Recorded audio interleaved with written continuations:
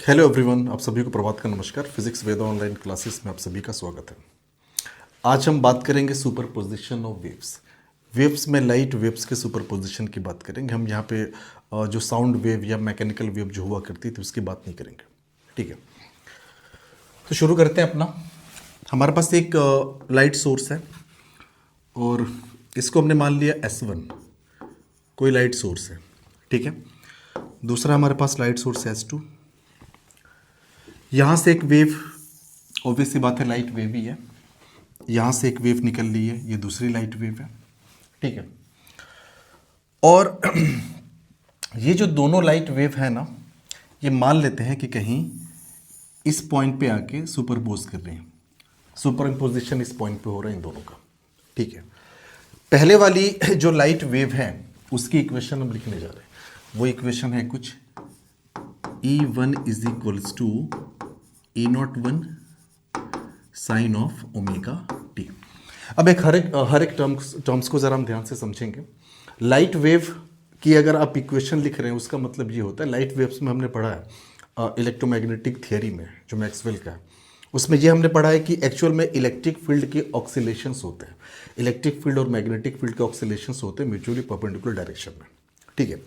साथ ही साथ यहाँ पे इस पॉइंट को अगर हम पॉइंट P नाम दे दें तो पॉइंट P पे S1 वाली वेव की वजह से इसको हम वेव 1 नाम दे दें। ये हमारी है वेव 1 और ये हमारी है वेव सेकंड। यानी पॉइंट P पे S1 वाली वेव की वजह से जो ऑक्सीलेशन हो रहा है ये उसकी इक्वेशन दी हुई है। यानी ऑब्वियस सी बात है कि S1 वाली वेव यहाँ पे जब ऑक्सीलेट, उसकी वजह से यहाँ पे जो इलेक्ट्रिक फील्ड का ऑक्सीलेशन होगा ना, उस ऑक्सीलेशन की यहाँ पे इक्वेशन गिवन है। ऐसे ही S2 की जो वेव है इसकी वजह से इस पॉइंट P पे जो ऑक्सीलेशन है उसको हम यहाँ पे लिख दे रहे हैं, वो है E2 is equals to E02 sine of, हमने मान लिया कि ये आपका है ओमेगा टी प्लस फाइव। हमने मान लिया कि दोनों वेव्स के बीच का जो फेज डिफरेंस है वो 5 है, ठीक है। जरा आप ध्यान से समझिएगा। यहाँ पे E2 क्या है, तो पॉइंट P पे S2 की वेव की वजह से जो इलेक्ट्रिक फील्ड का ऑक्सीलेशन हो रहा है उसकी इक्वेशन है, ठीक है। अब यहाँ पे ये जो E01 आपको दिख रहा है ना, E01 की हम बात करें तो आप बोलोगे यार कि वेव 1 की वजह से जो यहाँ पे ऑक्सीलेशन हो रहा है इलेक्ट्रिक फील्ड का, उसका ये एम्पलीट्यूड है, ठीक है। तो आप ये कह सकते हैं कि ये है एक्चुअल में amplitude of oscillation due to, oscillation किसका, तो आप बोलोगे oscillation of electric field due to wave 1, ठीक है।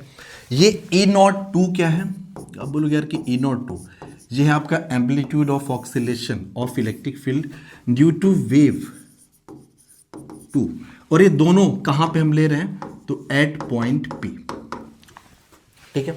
यानी पॉइंट P पे वेव 1 की वजह से जो इलेक्ट्रिक फील्ड का ऑक्सीलेशन हो रहा है उसका जो एम्पलीट्यूड है वो E01 है।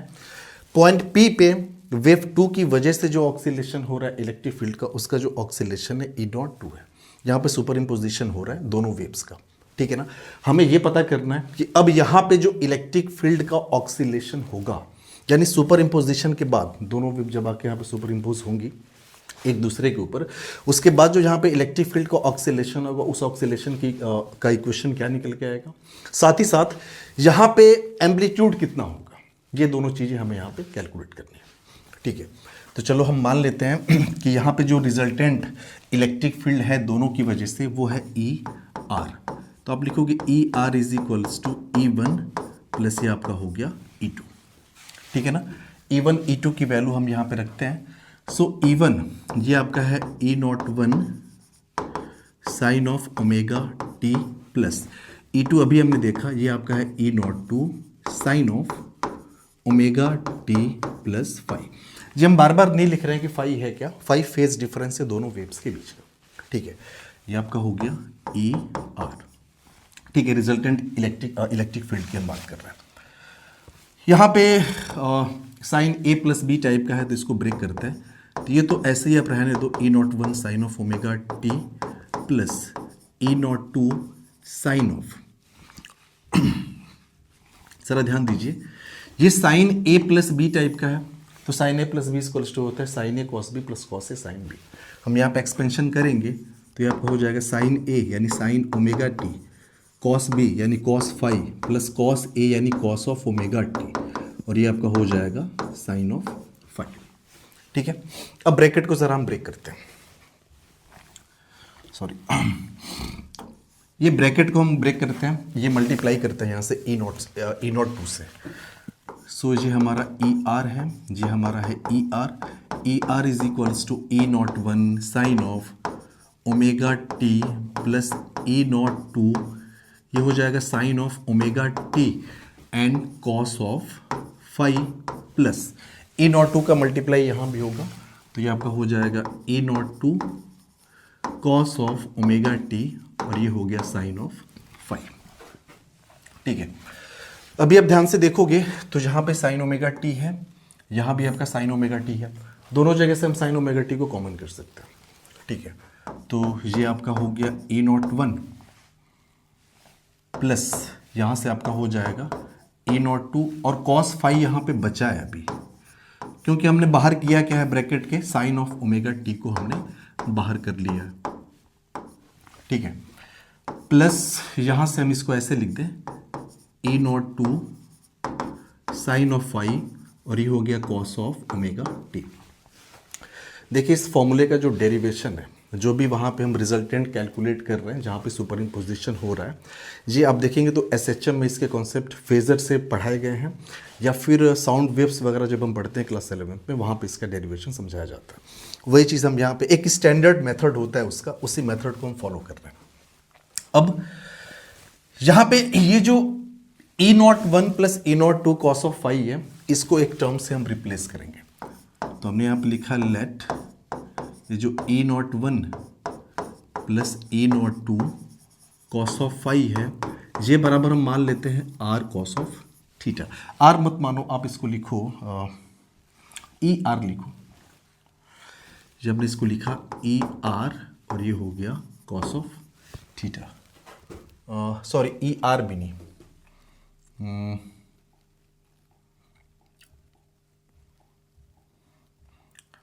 चलो इसको आर ही सिंपल लिखते हैं, ये हो जाएगा आर कॉस ऑफ थीटा। यहां पे ये जो टर्म दिख रहा है ना E naught two sine of phi, इसको हम रिप्लेस कर देंगे E naught two sine of phi, इसको हम रिप्लेस कर दे रहे हैं आर साइन ऑफ थीटा से। ये इक्वेशन 1 हमने बोल दिया, इसको हमने बोल दिया इक्वेशन नंबर 2।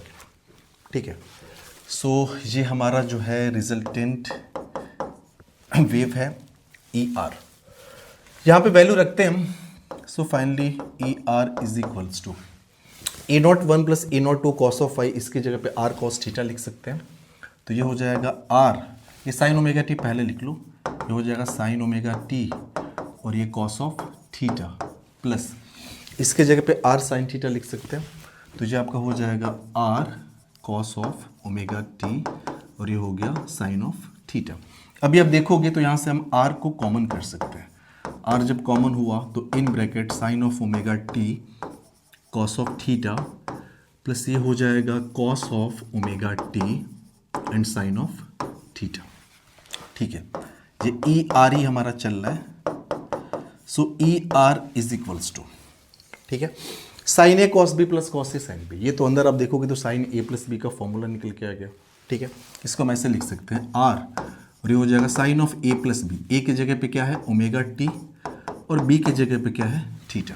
तो आप यहाँ पे देख सकते हो कि हमने वहाँ पे दोनों वेव्स जब सुपर इम्पोज करेंगे, उसके बाद जो इलेक्ट्रिक फील्ड का ऑक्सीलेशन होगा, उसके हमने यहाँ पे इक्वेशन निकाल दी है, ये इक्वेशन होगा। अब सबसे बड़ी बात यह कि यहाँ पे दो अननोन आपको दिखेंगे, एक तो आपको आर अननोन दिखेगा, दूसरा आपको थीटा अननोन दिखेगा। दोनों हैं क्या, साथ ही साथ दोनों की वैल्यू होगी क्या, ये हमने अभी यहाँ पे कैलकुलेट करना है। ठीक है, तो चलिए इसको हम कैलकुलेट करते हैं। तो इक्वेशन 1 का स्क्वायर कर दें और इक्वेशन 2 का स्क्वायर कर दें, स्क्वायर करने के बाद दोनों को हम जोड़ दें।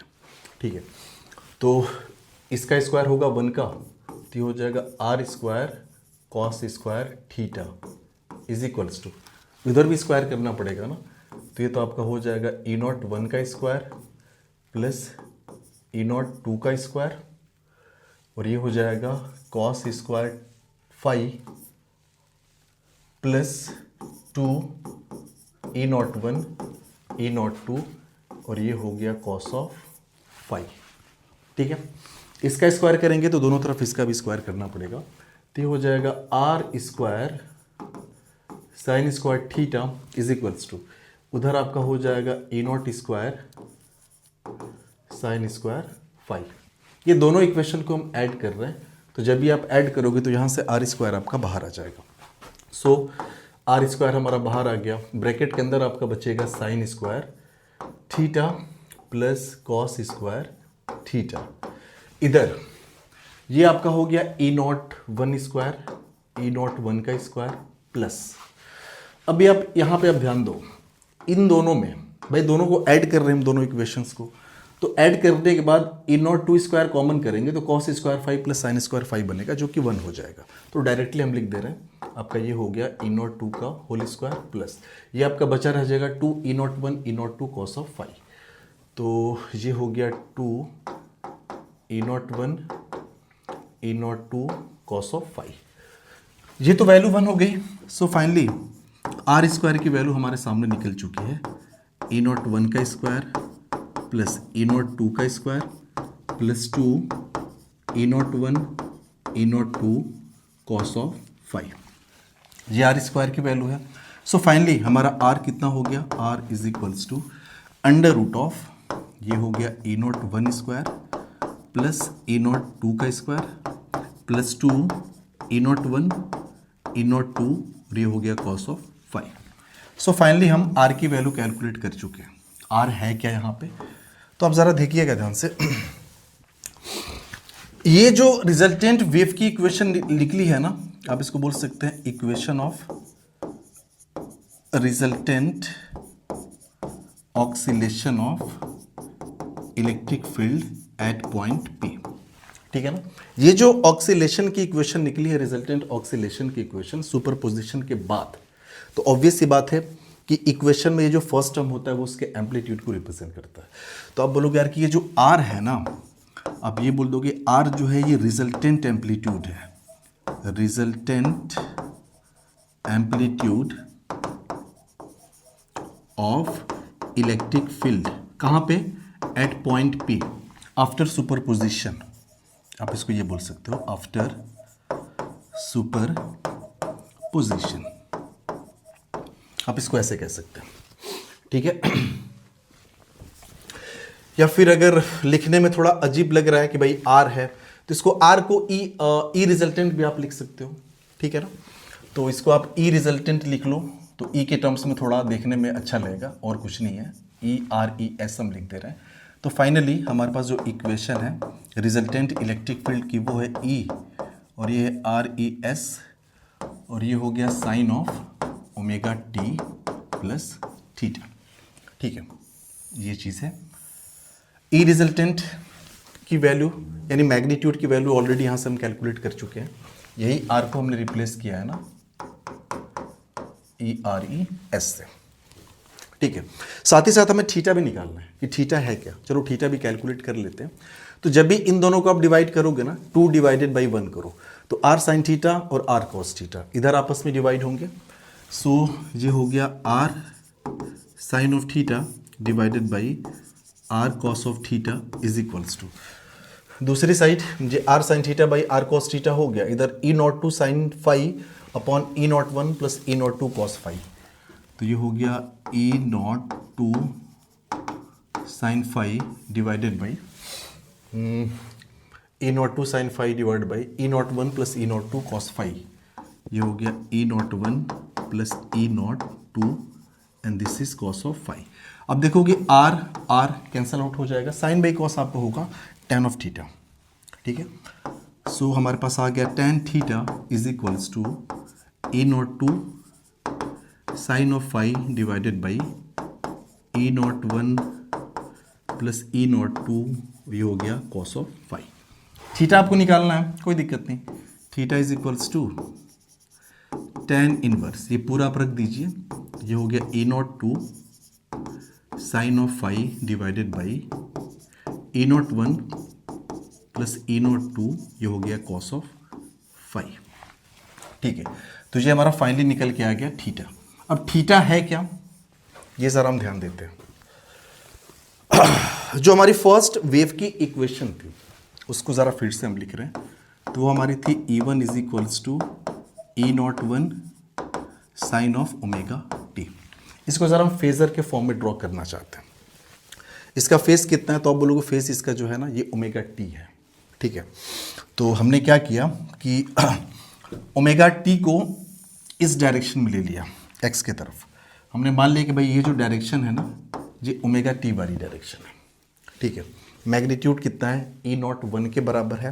तो E01 के बराबर इधर हमने क्या किया, एक लाइन को ड्रॉ कर दिया। तो ये आपका रहा, ओके, ये आपका हो गया E01। दूसरी वाली इक्वेशन को अगर हम लिखें E2, आप बोलोगे यार कि ये तो कुछ ऐसा था, E02 साइन ऑफ ये ओमेगा टी प्लस 5। इसका फेस क्या है, तो इसका तो ओमेगा टी था, इसका ओमेगा टी प्लस 5 है। तो भाई ओमेगा टी वाली लाइन ये है, प्लस 5 मतलब थोड़ा सा और इधर। तो इसका जो फेजर बनेगा वो कुछ ऐसे बनेगा इधर, और फेजर की जो लंबाई होगी ना वो आपकी हो जाएगी E02 के बराबर, ठीक है। इस फॉर्मूले के अगर आप ध्यान से देखें ना तो आपने जो वेक्टर एडिशन पढ़ा था, भाई दो वेक्टर को हम ऐड करते हैं जो दोनों वेक्टर आपस में थीटा डिग्री के एंगल पे हो, तो निकल के आता था √a² + b² + 2ab cos theta. यहाँ पे आप देखोगे तो बोलोगे अरे यार कि यहाँ पे दो वेक्टर्स तो नहीं है, लेकिन दो इलेक्ट्रिक फील्ड हैं, दोनों को ऐड किया जा रहा है, दोनों के बीच में जो फेज डिफरेंस गिवन है वो फाई क्या है, और वही एग्जैक्टली निकल के यहाँ पे आया है। तो आप इसको वेक्टोरियली भी ऐड कर सकते थे। वेक्टोरियली जब ऐड करेंगे तो आप बोलोगे यार कि एक पैलोग्राम पहले आप कंस्ट्रक्ट करो। तो ये हमने पहले जो भी साइड्स हमारे पास हैं उनको लेके हमने एक पैलोग्राम ऐसे कंस्ट्रक्ट किया, ठीक है। पैलोग्राम कंस्ट्रक्ट हो गया तो जो हमारा रिजल्टेंट है वो रिजल्टेंट कुछ ऐसे आएगा, ये हमारा हो गया रिजल्टेंट, ठीक है। साथ ही साथ दोनों ये जो E02 है E01 है, दोनों के बीच का फेज डिफरेंस कितना था, 5 था। तो ये जो पूरा का पूरा एंगल होगा ना ये आपका हो जाएगा, पूरा का पूरा एंगल की हम बात कर रहे हैं, ये हो जाएगा 5। ये जो आपको ग्रीन कलर का एरो दिख रहा है रिजल्टेंट, ये एक्चुअल में ERES है, जिसको कि हम सिंपल R लिखते थे, हमने इसी को R लिखा हुआ है, ये वो चीज़ है। थीटा जो है वो फेज है रिजल्टेंट का, ये आपका हो गया थीटा। इस बात को ज़रा ध्यान देंगे तो जो भी हमारे सामने इक्वेशन निकली है उस इक्वेशन में कौन सा टर्म क्या रिप्रेजेंट कर रहा है वो हमने पता कर लिया।